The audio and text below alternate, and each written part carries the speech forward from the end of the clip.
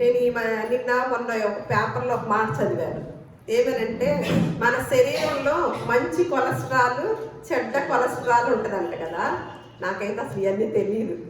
ఎప్పుడు నేను డాక్టర్ దగ్గరికి వెళ్ళి టెస్టులు చేయించుకోవడం అవన్నీ తెలియదు కాబట్టి, కానీ చదువుతుంటే బాగుంది ఆలోచన. ఒక ఆయన రాస్తూ చెడ్డ కొలెస్ట్రాల్, మంచి కొలెస్ట్రాల్, ఇదివరకు రోజులు ఇవన్నీ తెలియదండి, ఇప్పుడే తెలుస్తున్నాయి. ఇప్పుడే రకరకాల ఫుడ్లు తినటం వల్ల, అప్పుడంటే మంచి ఆహారం తీసుకోవటం వల్ల చెడ్డది మంచి అనేది మనకు తెలియదు. అలా వచ్చిన వారు కూడా మనకు కనపడరు అనమాట. కాకపోతే మంచి కొలెస్ట్రాల్, చెడ్డ కొలెస్ట్రాల్ అంటే మరి దాన్ని చెడ్డ తీసేసుకోవాలా? దానివల్ల దాన్ని మెడిసిన్ ద్వారానా? ఆహారం ద్వారానే దాన్ని సరి చేసుకోవాలి. అంటే కొన్ని నియమాలు పాటించాలి కదా. ఆ చెడ్డ కొలెస్ట్రాల్ పోవాలంటే మన నోటిని కట్టేసుకోవాలి. అంతేగా రుచికరమైన వాటిని ఏదన్నా మనకు సంబంధించినవి మానేయాలి. అంతేగా మనకి ఇష్టమైనవి కూడా వస్తాయి అందులో మానేస్తే చెడు కొలెస్ట్రాల్ అనేది పక్కకి వెళ్ళిపోద్ది అనమాట. మరి అలాగే మనిషి మనసులో కూడా చెడ్డ ఆలోచనలు, మంచి ఆలోచనలు కూడా ఉంటాయి అంట. ఆయన వివరిస్తున్నారు అనమాట. చెడ్డ ఆలోచనలు, మంచి ఆలోచన. చెడ్డవేంటి?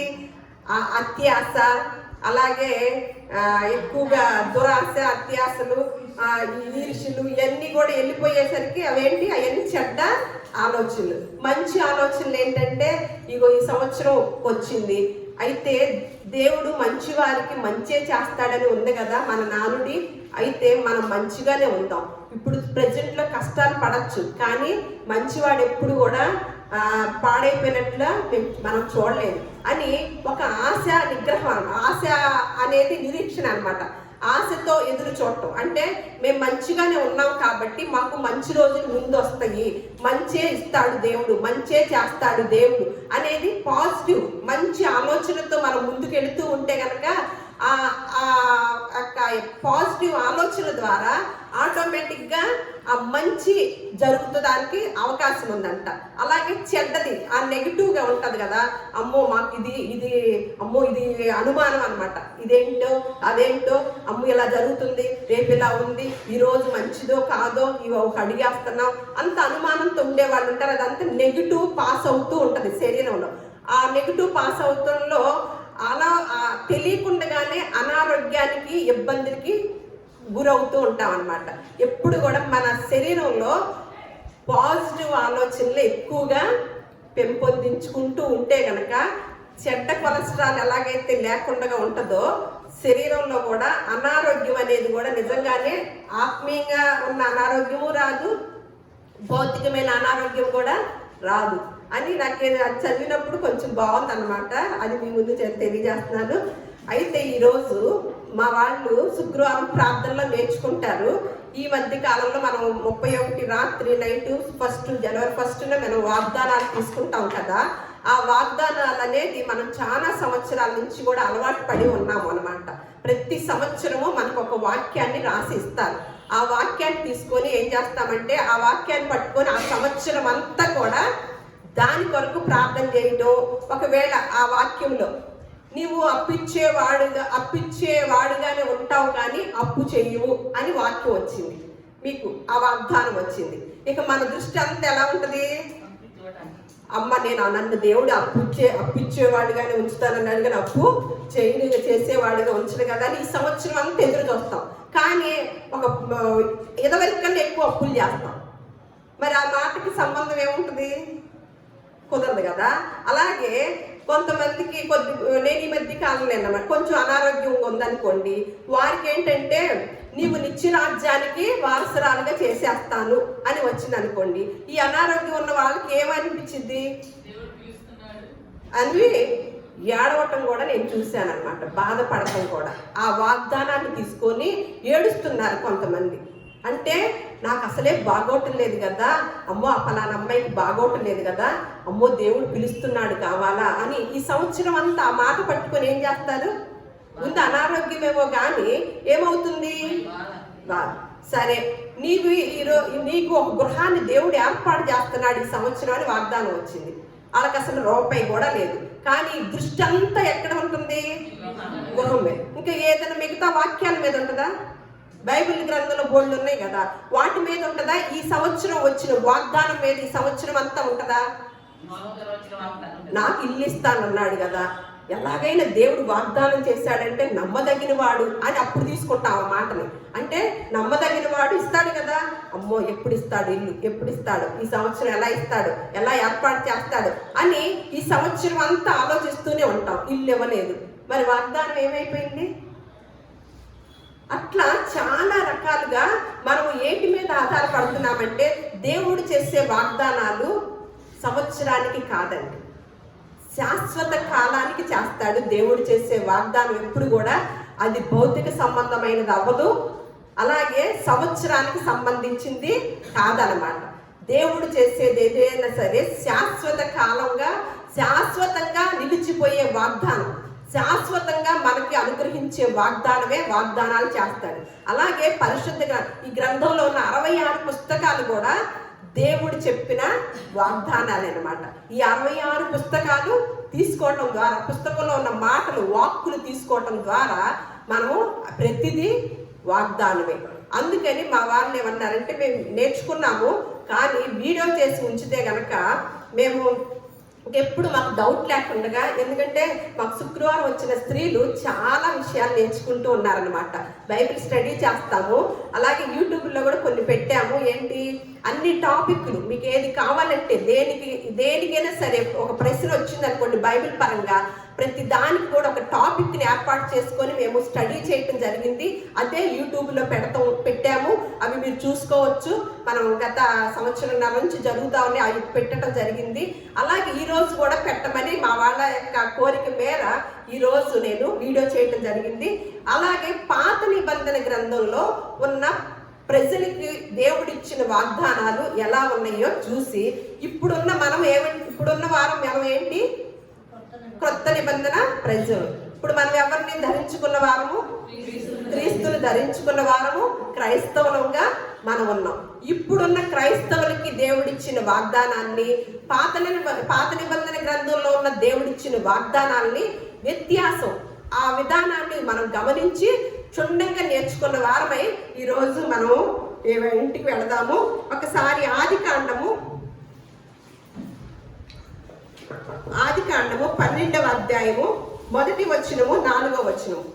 పాత నిబంధన గ్రంథంలో నేను మైక్ ఇచ్చానండి, ఆవిడతో. యెహోవా, నీవు లేచి నీ దేశం నుండి, నీ బంధువుల యొద్ద నుండి, నీ తండ్రి ఇంట నుండి బయలుదేరి నేను నీకు చూపించు దేశమునకు వెళ్ళుము. నిన్ను గొప్ప జనముగా చేసి నిన్ను ఆశీర్వదించి నీ నామమును గొప్ప చేయుదును. నీవు ఆశీర్వాదముగా నుండువు. అంతవరకే. ఇక్కడ ఏమైనా ఉందండి, ఆది కాండము 12వ అధ్యాయం 1వ వచనం 2 వచనాలు చదివారు. ఏమంటున్నాడు ఇక్కడ? మొట్టమొదటిగా ఇప్పుడు మనకి ఒక ముక్క వచ్చింది. ఏమని? ఈ ఒక ముక్కనే కట్ చేసి రాస్తారు. నిన్ను గొప్ప జనముగా చేసి నిన్ను ఆశీర్వదించి నీ నామమును గొప్ప చేయుదును, నీవు ఆశీర్వాదముగా ఉండు. ఈ వాక్యాన్ని, ఈ వాగ్దానాన్ని మనం చాలా సార్లు చూసాం కదా. ఈ ముక్కను రాస్తారా? చాలా మంది ఇలాంటివే తీసుకొని రాసి ఇప్పుడు బైబిల్ గ్రంథంలో ఉన్న వాటినే తీసి మనుషులు మరలా మామూలుగా ఒక కార్డును ప్రింట్ చేసి మనకి ఇస్తారు. మనం ఆ వాక్యని కూడా ఎక్కడ పెట్టుకుంటాం? మళ్ళా అదే బైబిల్ గ్రంథంలో పెట్టుకొని దాచుకొని ఈ సంవత్సరం అంతా చూసుకుంటాం కదా. ఈ మొక్క వచ్చింది మనకి. ఈ మొక్క వస్తే ఇది మనకు వర్తించిద్దా? నిన్ను గొప్ప జనముగా చేసి నిన్ను ఆశీర్వదించి నీ నామమును గొప్ప చేయుదును, నీవు ఆశీర్వాదముగా నుండు.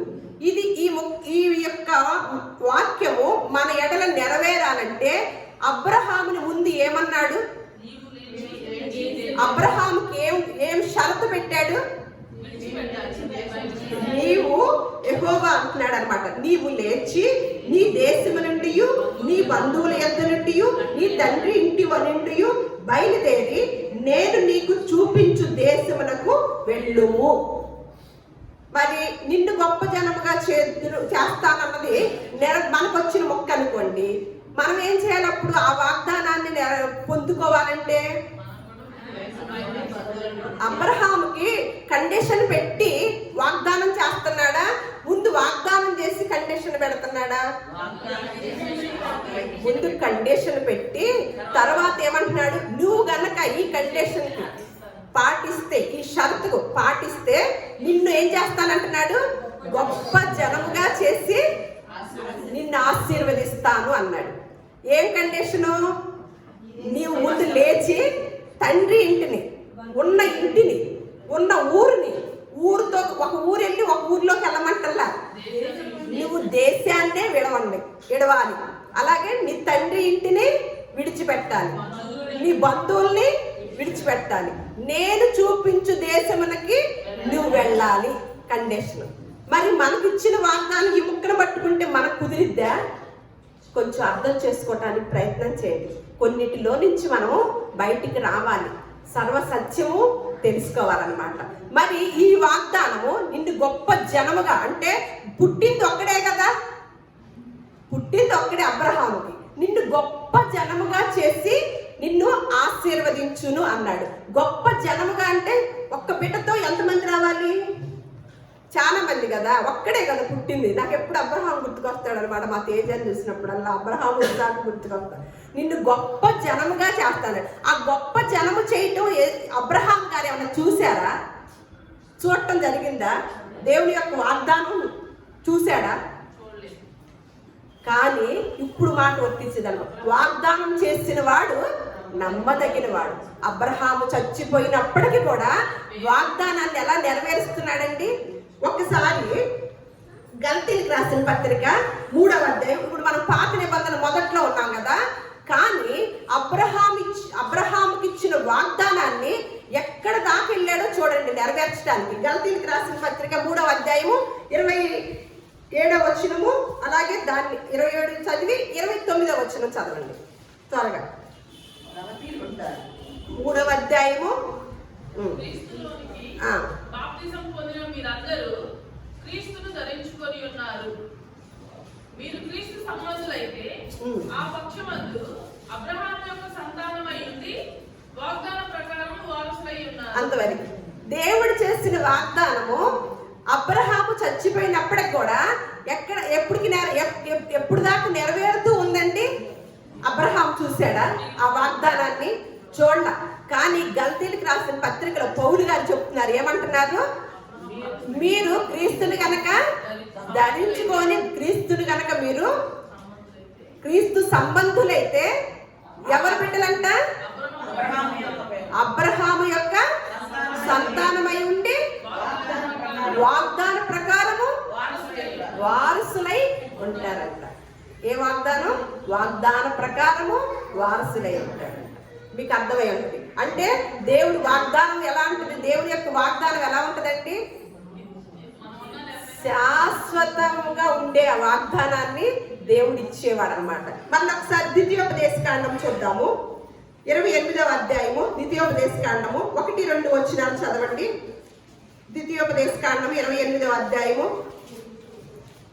ఇక్కడ మైక్ ఉంది కాబట్టి తను చదువుతుంది. 28 1-2 వచనాలు.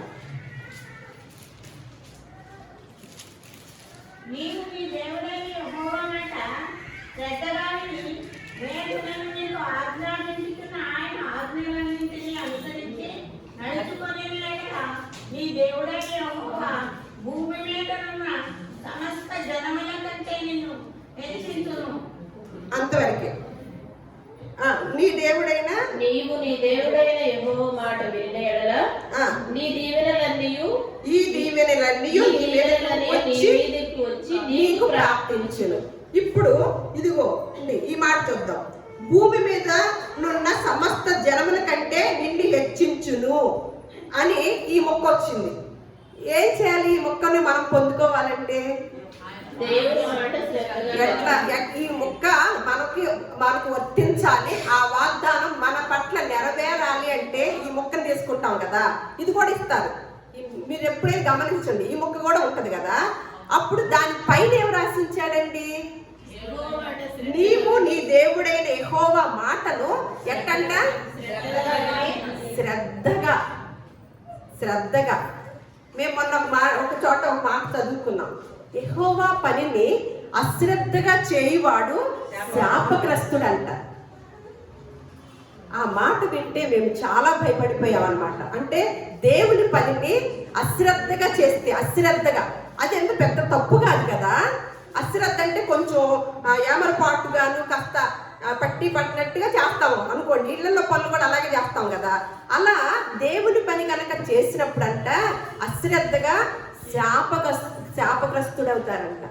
అంటే శాపానికి ప్రాప్తం అయిపోతుంది అనమాట. ఇక్కడ ఏమంటున్నాడు, ఆయన మాటను శ్రద్ధగా విని నేడు నేను, మళ్ళీ ఎన్ని ఒక మాట శ్రద్ధగా విని, ఇదిగో ఈ వాక్యము, ఈ వాగ్దానము మీ పట్ల ఆ మొక్క నెరవేరాలంటే ఏం చేయాలంట, దేవుని మాటను శ్రద్ధగా విని, మళ్ళీ ఇంకేంటి, ఆజ్ఞలను కూడా, ఆజ్ఞలన్నిటిని కూడా అనుసరిస్తే ఏ వాగ్దానం వచ్చిందండి, ఇదిగో సమస్త జనముల కంటే భూమి మీదనున్న, మన ఒకటి కాదు, భూమి మీదనున్న, అందరూ చదవద్దు, అక్కడ చదువుతారు, భూమి మీదున్న సమస్త జనముల కంటే నిన్ను హెచ్చించును. ఎప్పుడు ఆయన మాట శ్రద్ధగా వినాలి, ఆజ్ఞలన్నిటిని కూడా పాటించాలన్నమాట. మళ్ళీ అదే అధ్యాయము 12వ వచనము కొంచెం చివర, నీవు అనేక జనమును అన్నిటికీ అప్పించుదువు గాని అప్పు చేయదు చేయవు. ఇది కూడా నెరవేరాలంటే ఎట్లా, నీవు అనేక జనములకి అప్పిచ్చేదవు కానీ అప్పే చేయవు. ఇది కూడా నెరవేరాలంటే ఈ అధ్యాయంలోనే ఉంది. ఇది కూడా నెరవేరాలంటే ఏం చేయాలి, యెహోవా మాటని శ్రద్ధగా వినాలి, అలాగే ఆయన ఆజ్ఞలన్నిటినీ అనుసరించి నడుచుకోవాలన్నమాట. ఎంత చూడండి, పాత నిబంధన గ్రంథంలో ఎలాంటి విధానాలు, షరతులు, ఆజ్ఞలు ఉన్నాయి అన్నమాట. ఒక కండిషన్తో కూడిన వాగ్దానాలే ఉంటాయి, ఇంకా చాలా ఉన్నాయి. మనకు సమయానుకూలంగా మనం ఈ 2-3 చూస్తే చాలని ఇది. అయితే క్రొత్త నిబంధన ప్రజలమైన మనకు దేవుడిచ్చిన వాగ్దానము ఇంకా గొప్పగా ఉందండి. వీళ్ళ వరకు ఏంటి, భౌతికంగానే మనకు కనపడుతుంది. నువ్వు భూమి మీద ఉన్న సమస్త జనుల కంటే కూడా నిన్ను గొప్పగాను హెచ్చిస్తాను, నిన్ను గొప్ప జనముగా చేసి ఆశీర్వదిస్తాను, ఇవన్నీ అన్నాడు అనమాట. క్రొత్త నిబంధనకు వచ్చేసరికి ఎటువంటి ఆశీర్వాదాలు దేవుడు మనకు అనుగ్రహిస్తున్నాడో, ఎంత గొప్ప ఆశీర్వాదమో. ఒకసారి క్రొత్త నిబంధనలో అపొస్తలుల కార్యములు 2వ అధ్యాయము 38వ వచనం. అపొస్తలుల కార్యములు, పేతురు, మీరు మారు మనసు పొంది పాపక్షమాపణ నిమిత్తము ప్రతివాడు యేసుక్రీస్తు నామమున బాప్తిస్మము పొందుడి, అప్పుడు మీరు పరిశుద్ధాత్మ అను వరము పొందుదురు. ఈ వాగ్దానం మీకును మీ పిల్లలకును దూరస్తులందరికీ, అనగా ప్రభు అయిన మన దేవుడు తన యొద్దకు పిలిచిన వారికి అందరికీ చెందునని వారితో చెప్పాను. అంతవరకే. ఇక్కడ ఏ వాగ్దానం ఇచ్చాడండి, మీరు మారు మనసు పొంది పాప క్షమాపణ నిమిత్తము ప్రతి వాడును కూడా యేసుక్రీస్తు నామములో బాప్తిసం పొందితే అప్పుడు మీకు పరిశుద్ధాత్మను వరము పొందుదురు. ఈ వాగ్దానము మీకును మీ పిల్లలకును దూరస్తులందరికీ కూడా చెందుదు. అంటే మనకి ఇప్పుడు ఎవరున్నారండి, యేసుక్రీస్తు వారు వెళుతూ ఎవరిని పంపించాడన్నాడు, ఎవరిని వదిలి ఇక్కడ ఎవరికి పంపిస్తానన్నాడు, నేను వెళ్ళిపోతేనే కానీ ఇక్కడికి ఆదరణకర్త మీకు రాడనమాట. నేను వెళితే కానీ ఆదరణకర్తని ఇక్కడికి పంపిస్తాను. అతను ఏం చేస్తారంట, యోహాను సువార్త 16వ అధ్యాయము, ఎప్పుడైతే ఈ వాగ్దానం పొందుకోలేదో వారి దగ్గర నా ఆత్మ లేనిదే నా వాడు కాడు అని ఒక లేఖనం చూస్తాం అనమాట. ఈ ఆత్మ గనక, ఈ పరిశుద్ధాత్మ అను వరము ఎప్పుడు ఎలా పొందుకుంటాము, యోహాను సువార్త 16వ అధ్యాయము 13వ వచనం. యోహాను సువార్త, అయితే ఆయన అనగా సత్యస్వరూపి అయిన ఆత్మ వచ్చినప్పుడు మిమ్మును సర్వ సత్యములోనికి నడిపించును. ఆయన తనంతట తానే ఏమీ బోధింపక వేటిని వినునో అంతవరకండి. ఇప్పుడు మనకి ఈ పరిశుద్ధాత్మను వరము వస్తే మనల్ని ఎక్కడికి తీసుకెళ్తాదంట, అయితే ఆయన ఆత్మ గనక మనకు వచ్చినప్పుడు మనల్ని ఎక్కడికి తీసుకెళ్తుంది, సర్వ సత్యములోనికి నడిపించడానికి అవకాశం ఉంటుంది. ఈ పరిశుద్ధాత్మను వరం పొందుకోవాలంటే ఏం చేయాలండి? ఇలా చదివాం కదా అపోస్తల కార్యం. మరి సంవత్సరానికి ఒకసారి వాగ్దానాలు అంటే మనం అందరం పరిచయం చేసాం కాబట్టి అన్నిలు కూడా వచ్చి తీసుకుంటారా వాగ్దానాలు? వాళ్ళు అప్పుడే వస్తారు. నేను చాలా సంవత్సరాల నుంచి చూశానన్నమాట.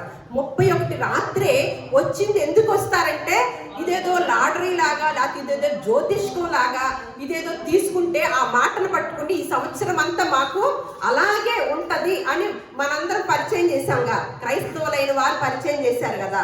అదే పాపం అన్యులు కూడా తీసుకొని ఏం చేస్తున్నారు? ఆ ముక్కను తీసుకొని వెళ్తారనమాట. ఆ సంవత్సరం అంతా కూడా అది పరిశుద్ధాత్మని వరం ఎవరికి వస్తుందండి? మారు మనసు పొంది పాప క్షమాపణ నిమిత్తము మారు మనసు పొంది బాప్తిస్మం అనే దాన్ని తీసుకుంటే పరిశుద్ధాత్మను వరం దేవుడు అనుగ్రహిస్తాడు. ఆ పరిశుద్ధాత్మ దేవుడు మన దగ్గర ఉన్నప్పుడు మనల్ని ఎలా నడిపిస్తాడండి?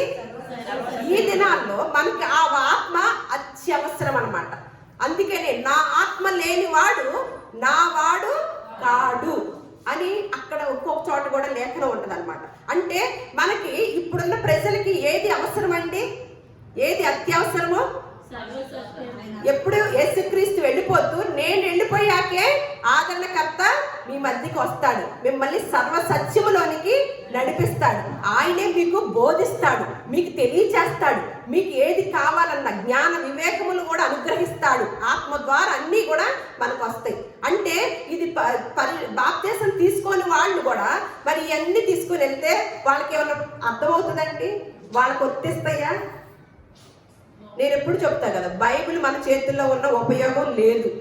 తల క్రింద ఒకవేళ భయం వేస్తుందని తల కింద పెట్టుకునే అలవాటు. ఎందుకంటే చిన్నప్పుడు మనం కొన్ని భయాలకి దేవుని గ్రంథాలు పెట్టుకునేవారం అనమాట. అలా పెట్టుకున్నా కూడా ఏమి ప్రయోజనం లేదనమాట.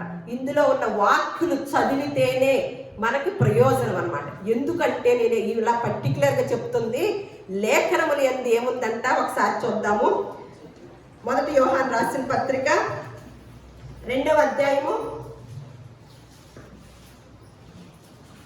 25వ వచనము. నిత్య జీవం అనుగ్రహించున్నది ఆయన తానే మనకు చేసిన వాగ్దానం. నిత్య జీవం అని మళ్ళీ ఇంకోటి ఉంటుందమ్మా. సరే, తర్వాత చూద్దాము. అయితే ఇప్పుడు క్రొత్త నిబంధనలో వాగ్దానాలు చూసుకుందాం అనమాట. ఇప్పుడు క్రొత్త నిబంధనలో ఉన్న వాగ్దానం ఎఫెసీయులకు రాసిన పత్రిక 6వ అధ్యాయము 2-3 వచనాలు చదువుదాం. ఎఫెసీయులకు రాసిన పత్రిక 6వ అధ్యాయము 2వ వచనం 3వ వచనం. నీకు మేలు కలుగునట్లు నీ తండ్రిని తల్లిని సన్మానింపుము, అప్పుడు నీవు భూమి మీద దీర్ఘాయుష్మంతుడు వగుదు. ఇది వాగ్దానంతో కూడిన ఆజ్ఞలలో మొదటిది. తండ్రులారా, మీ పిల్లలకు కోపం రేపక ప్రభు యొక్క శిక్షలోను బోధలోను వారిని పెంచు. అంతవరకు. ఇక్కడ ఏ వాగ్దానం అంట? ఏ వాగ్దానం ఇచ్చాడు మనకి? నీకు మేలు కలుగునట్లు. మనకి మేలు కలగాలంటే, ఆ మేలు కలిగే వాగ్దానం మనం తీసుకోవాలంటే ఏం చేయాలంట?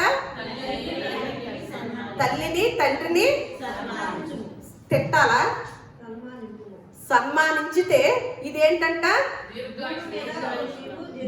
భూమి మీద దీర్ఘాయుష్యం. చదివితే అందరు చదువుతారు. అప్పుడు భూమి మీద దీర్ఘాయుష్మంతుడు వగుదు. ఇది వాగ్దానముతో కూడిన ఆజ్ఞలలో మొదటిది. ఈ వాగ్దానం ఎవరు తీసుకుంటారు? చేతులెత్తండి. ఈ సంవత్సరం ఇది వాగ్దానం. ఏంటంటే వాగ్దానంలో ఆజ్ఞలలో ఏంటంటున్నారు అక్కడ? వాగ్దానంతో కూడిన ఆజ్ఞలలో మొదటిది. మొదటి వాగ్దానం వచ్చేసిందా? ఏం చేయాలంట? నీకు మేలు కలగాల, నీవు భూలోకంలో దీర్ఘాయుష్మంతుడు అవ్వాలా? ఏం చేయాలంట? నీ తల్లిని నీ తండ్రిని సన్మానించాలి. వాగ్దానం ఇది. మీకు ఇచ్చిన వాగ్దానం, మనకిచ్చిన వాగ్దానం. ఇంకొక వాగ్దానం చూద్దాం. యాకోబు రాసిన పత్రిక 2వ అధ్యాయము 5వ వచనం. ఈ సంవత్సరం వాగ్దానాలన్నీ తీసుకొని వెళ్ళండి. యాకోబు రాసిన పత్రిక నా ప్రియ సహోదరులారా, ఉమ్. ఆలకించుడి. ఉమ్. ఈ లోక విషయంలో దరిద్రులైన వారిని విశ్వాసమందు భాగ్యవంతులుగాను, తను ప్రేమించు వారిని తాను వాగ్దానం చేసిన రాజ్యములకు వారసులుగాను ఉండుటకు దేవుడు ఏర్పరచుకొనలేదా? అంతవరకు ఇక్కడ ఏమంటున్నాడు? సహోదరులారా ఆలకించండి, ఈ లోక విషయములలో దరిద్రులైన వారిని విశ్వాసమందు భాగ్యవంతులుగాను. మనకేంటి? మనకు భాగ్యవంతులు ఎవరు ఈ లోకంలో? మనకి ఆశీర్వాదాలు ఏంటి?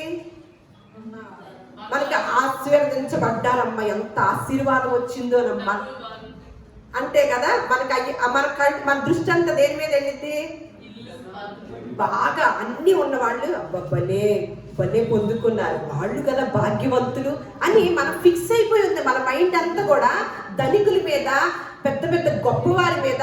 మనం అందరం పేదవారుగాను, తక్కువ వారుగా, మనకేమి లేకపోయేసరికి మనల్ని ఎవరు అనుకుంటాము? పేదవారు అనుకుంటాం అన్నమాట.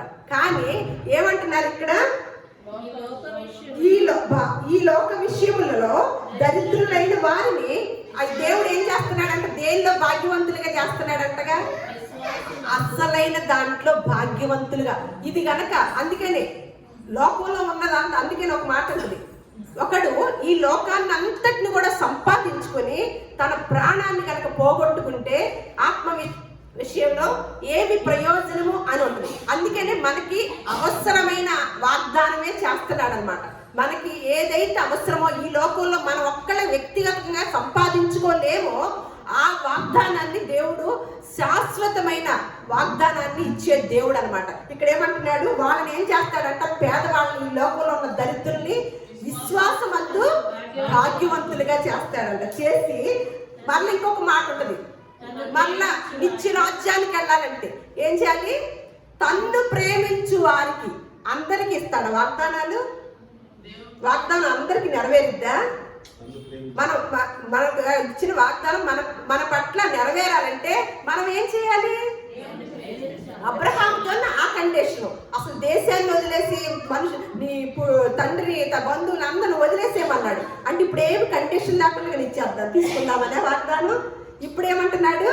తన్ను ప్రేమించు వారికి తాను వాగ్దానం చేసిన రాజ్యానికి వారసులుగా చెయ్యాలని అనుకుంటున్నాడంట. ఈ వాగ్దానం మనకు బాగుందంటారా? మన దేవుని రాజ్యానికి వెళ్ళాలంటే మన శక్తి చేత కుదిరిద్దా? మన బలము చేత కుదిరిద్దా? మన శక్తి చేత, మన బలము చేత ఏమీ చేయలేం. దేవుని యొక్క ఆత్మశక్తి ద్వారానే మనము దేన్నైనా తీసుకు. ఆ ఆత్మశక్తి ఎప్పుడు వచ్చింది? బాప్తిస్మం అనే దానిలో నుంచి పరిశుద్ధాత్మ అనే వరం మనల్ని సర్వ సత్యములోనికి నడిపించేటట్లుగా చేస్తాడు. ఇంకొకటి చూద్దాం. ఇప్పుడు 1 యోహాను చదవండి. ఇంకా ఇప్పుడు చదువు. 1 యోహాను 2:25 ఇందాక చదివారు కదా. అనుగ్రహించినదే ఆయన తానే మనకు చేసిన వాగ్దానం. అంతవరకే మనకి ఆయన చేసిన వాగ్దానం ఏంటంట? ఇవన్నీ లేఖనాల్లో నుంచి చూస్తున్నాం. మన సొంత బాణీతో మనం మాట్లాడుకోవటంలా. నిత్య జీవమును అనుగ్రహించిన నన్నదియే ఆయన తానే మనకు చేసిన. ఆయన ఏమో అక్కర్లా, ఇంకా ఎవరో రాయక్కర్లా మనకు ఆ వాగ్దానం గురించి. ఆయనే తానే మనకు చేసిన వాగ్దానం. ఏ వాగ్దానం? నేను చెప్పాను ఇందాకే, దేవుడు ఇచ్చే వాగ్దానం ఎప్పుడు కూడా సంవత్సరానికి ఇవ్వడు, రోజులకి ఇవ్వడు. శాశ్వతమైనదే మనకి ఇవ్వాలని తండ్రి దేవుడు ఆశపడుతున్నాడు అనమాట. ఇప్పుడు ఇంకో చూద్దాం. 2 పేతురు రాసిన పత్రిక 3వ అధ్యాయం 3-4 వచనాలు. 2 పేతురు రాసిన పత్రిక 3వ అధ్యాయము 3-4 వచనాలు.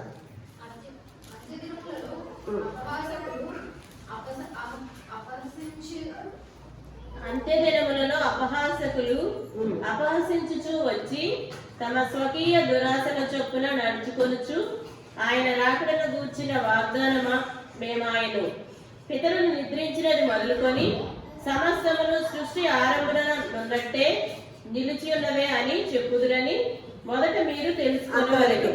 ఇప్పుడు ఇంకొక వాగ్దానం చేస్తున్నాడు. 2వ రాకడ గురించి కూడా మనకి వాగ్దానం చేస్తున్నాడు. నేను వస్తానన్నాడు కదా, అన్నప్పుడు మనందరం విశ్వసించామా? కానీ కొంతమంది ఏమంటారంట, ఏం అపహాస్యం చేస్తారంట, ఏది మీ దేవుడు వస్తానన్నాడుగా రాలేదే అని అపహాస్యం చేస్తారంట. కానీ ఏ వాగ్దానం చేశాడు? ఆయన రాకడను గుర్చిన వాగ్దానము ఏమాయను అని. అంటే రెండవ రాకడ గురించి కూడా ఆయన మనకి వాగ్దానం చేస్తున్నాడు. రెండవ రాకడలో మనల్ని కూడా ఏం చేయడానికి వాగ్దానం చేశాడంటే, తీసుకెళ్ళటానికి, తనతో పాటు మనల్ని తీసుకెళ్ళటానికి. ఎంతమంది అపహాసం చేసినప్పటికి కూడా మనం రెండవ రాకడలో ఆయనతో పాటు ఉండాలంటే ఆయన్ని ప్రేమించాలి. ఆయన యొక్క మాటల్ని మనము మరొకసారి ఎబ్రిల్కి రాసిన పత్రిక 4వ అధ్యాయము 1వ వచనం. ఎబ్రిల్కి రాసిన పత్రిక ఆయన యొక్క విశ్రాంతిలో ప్రవేశించుదమని వాగ్దానము ఇంకా నిలిచి ఉండగా, మీలో ఎవడైనను ఒకవేళ ఆ వాగ్దానము పొందకుండా తప్పిపోవునేమో అని భయం కలిగి ఉందము. అంతవరకే. ఇది చూడండి, ఎంత భయం వేసే మాట తెలుసా అండి. మనకేం కావాలి? మనకు బాగా మంచిగా ఉండే వాగ్దానాలు వస్తే హ్యాపీ అనమాట. దాన్ని పట్టుకొని ఎలాడుతూ ఉంటున్నాం అందరం కూడా. ప్రపంచంలో ఉన్న క్రైస్తవులు సగం మంది ఈ వాగ్దానాల మీదే ఆధారపడి ఉంటున్నారండి. ఇది ఒక జ్యోతిష్యం లాగా, లేకపోతే ఒక లాటరీ, ఒక లక్కు లాగా. ఇట్లా మళ్ళీ నాలుగు ఒక 100 కార్డులోని అనుకోండి, మళ్ళీ చేయి ఎక్కడికి వెళ్ళిద్దో తెలుసా అండి? మధ్యలోకి వెళ్ళింది. మళ్ళీ ఒకళ్ళు తీసుకుంటారా? మన ఇంట్లో వాళ్ళందరికీ అలవాటైపోయింది అనమాట. అది కాదు, దాంట్లో నుంచి మనము సర్వ సత్యంలోనికి రావాలి. దేవుడు మన కొరకు ఏర్పాటు చేసిన వాగ్దానం, మన కొరకు వాగ్దానం చేసిన వాటిని మనం స్వతంత్రించుకోవడానికి అపవాది ఏం చేస్తుందంటే ఇటువంటి ట్రాక్ లో పెడుతుంది అనమాట. అందుకని మేము మొన్న మధ్య ఒక చోట చదువుకున్నాం. అపవాది కూడా అంటే ఏ వేషం వేసుకొచ్చిందంట. కొంతమంది అడుగుతారు, అదేంటక్క నాకు వాగ్దానం తప్పకుండా నెరవేరుద్దక్క, నాకు చాలా సంవత్సరాల నుంచి నాకు అదే నెరవేరుతుందక్క, నేను అసలు ఈ వాగ్దానం కొరకే సంవత్సరం అంతా 31 రాత్రి తీసుకునే వాగ్దానం కొరకు సంవత్సరం అంతా ప్రార్థన చేస్తానక్క, ఏంటి నువ్వు ఇలా ఇన్ని చెప్పి నన్ను డిసప్పాయింట్ చేశావు అని ఒక చెల్లి అంటుంది. నన్ను డిసప్పాయింట్ చేశావక్క, అసలు వాగ్దానం ఏదొస్తే అదే మా ఇంట్లో నెరవేరింది. నేను ఒకటే చెప్పాను, మనము దేనిని డెవలప్ చేసుకుంటే, దేని మీద బేస్ చేసుకుంటే మన విశ్వాసాన్ని మనకి దానిలోనే ముందుకెళ్తూ ఉంటాం అనమాట.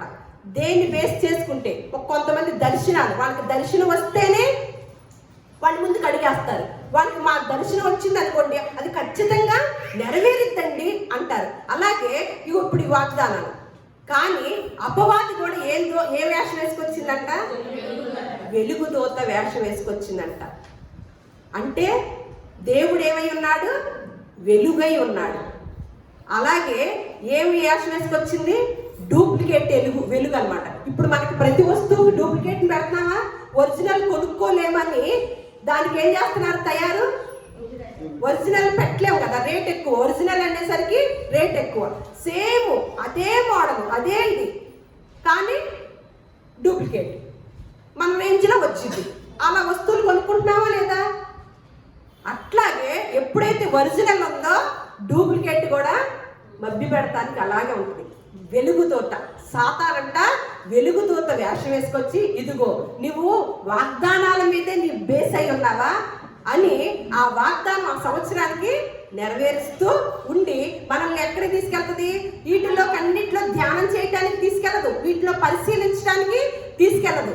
ఏం చేస్తుంది? అది ప్రతి సంవత్సరం కూడా అలాగే. ఎందుకు? అపవాది ఏంటి? శక్తిమంతుడు, దేవుడు సర్వశక్తిమంతుడు. అపవాదికి శక్తి ఉందా? ఖచ్చితంగా ఉంది అనమాట. ఏదైనా సరే మన పక్షాన్ని చేయగలిగిన శక్తి. అందుకే యేసు ప్రభు వారికి ఏం చూపించింది? ఈ లోకాలన్నిటిని చూపించేసి, అంటే అప్పుడు చూపించేటప్పుడు ఎవరి స్వాధీనంలో ఉందండి లోకం అంతా? ఇప్పుడు తన స్వాధీనంలో లేదనుకోండి, యేసుక్రీస్తు వారికి చూపించిద్దా? తన స్వాధీనంలో ఆల్రెడీ ఉంది కాబట్టి యేసుక్రీస్తు వారు వచ్చేసరికి అపవాది స్వాధీనంలో లోకం ఉంది కాబట్టి ఈ లోకాలన్నిటిని చూపించేసి, ఇదిగో నాకు దొరికితే నీకు దీన్ని నీకు ఇస్తానంటున్నాడు. అసలు ఆయన లేకుండా కలగలేదు కదా. ఏది కూడా ఆయన లేకుండా కలగలేదు, కలిగిందేది ఆయన లేకుండా కలగలేదని మనం లేఖనాలు చెప్తున్నాం. అటువంటి ఆయన్నే బురుడి కొట్టించాలని కూర్చుందే మనం ఏ పాటి వారమండి? కలిగి ఉన్నదేది ఆయన లేకుండా కలగలేదే. అటువంటి ఆయన్ని ఎంత ధైర్యం అంటే అపవాదికి. మనం ఎలాంటి వాళ్ళం? మనల్ని మభ్య పెట్టలేదా? మనల్ని ట్రాక్లో పెట్టలేదా? లేకపోతే ఈ సంవత్సరం వచ్చిన వాగ్దానం మన పట్ల నెరవేర్చలేదా? నెరవేర్చగలిగిద్ది. ఇక్కడేమంటున్నాడు? ఈ మాట చూద్దాం. ఆయన యొక్క విశ్రాంతిలో ప్రవేశించుదామని వాగ్దానము ఇంకా నిలిచి ఉండగా, మీలో ఎవడైనా ఒకవేళ దేనికి మనం భయపడాలి, బాధపడాలో తెలుసండి? ఒకవేళ ఆ వాగ్దానము పొందకుండా తప్పిపోకునేమో అని భయము కలిగి మనం ఎలా ఉంటాము? ముందు అసలు భయభక్తులు లేవమ్మా. భక్తి రావాలి. మనం అందరూ భక్తి పనులమే కదా. భక్తికి ముందు ఏముండాలండి? భయం అనేది ఒక్కటి ఉంటే ఆ తర్వాత ఏమొచ్చింది? భక్తి వచ్చింది. కానీ మనకి ఏది ఉందంటారు? ఆ రెండిట్లో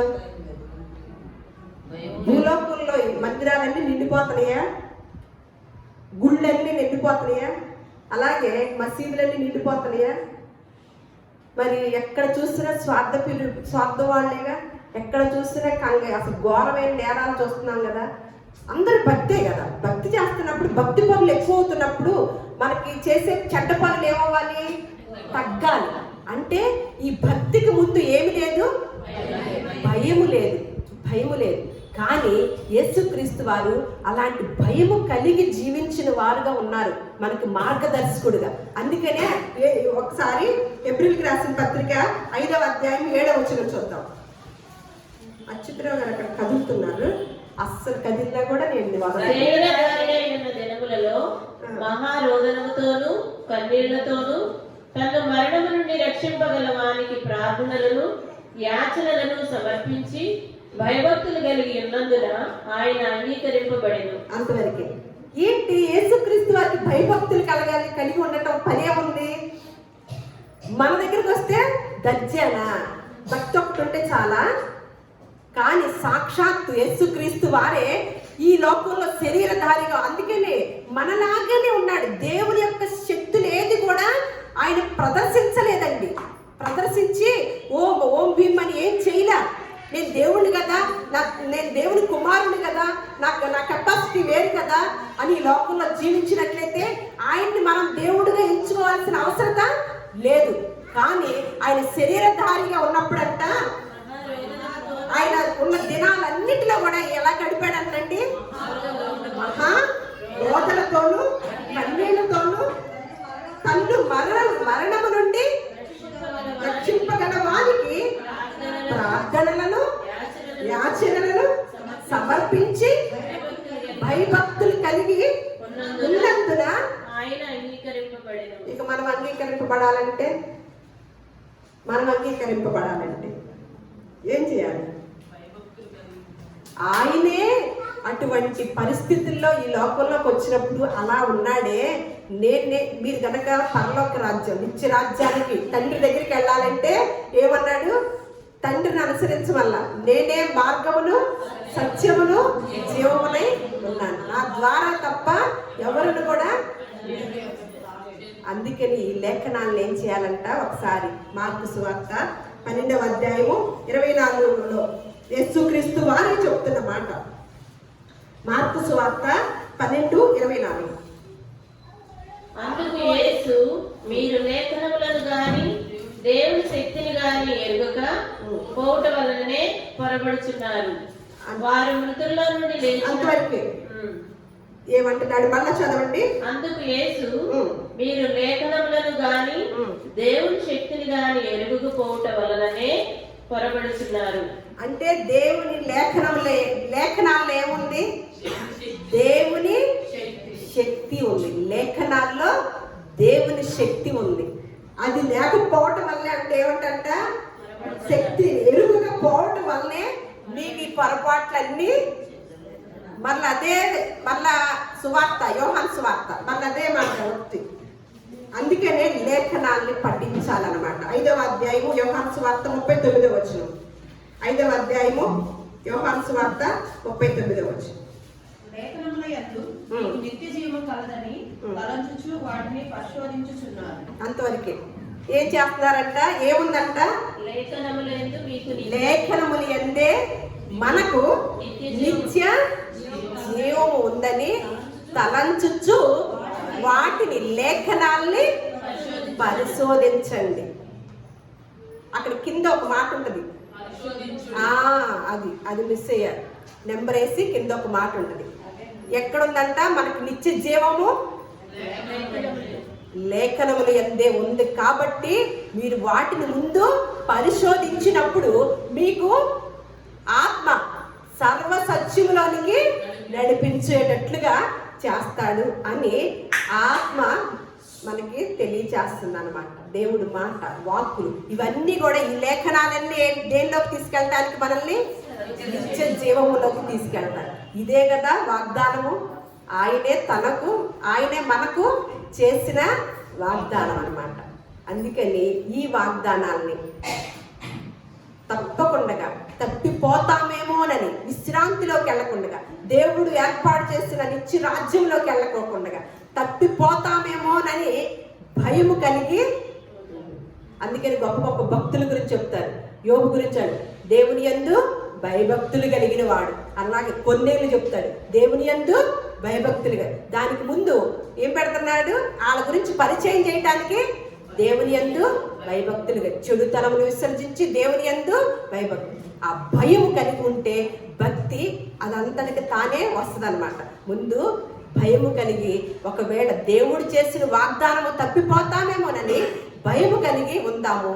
సర్వ సత్యములోనికి నడిపింపబడిన వారమై లేఖనాల్ని పరిశోధించుతూ లేఖనాల్లో ఉన్న దాని ప్రకారమే జీవించడానికి ప్రయత్నం చేద్దాము. దేవుడు మిమ్మల్ని అందరినీ కూడా దీవించును గాక. ఆమేన్.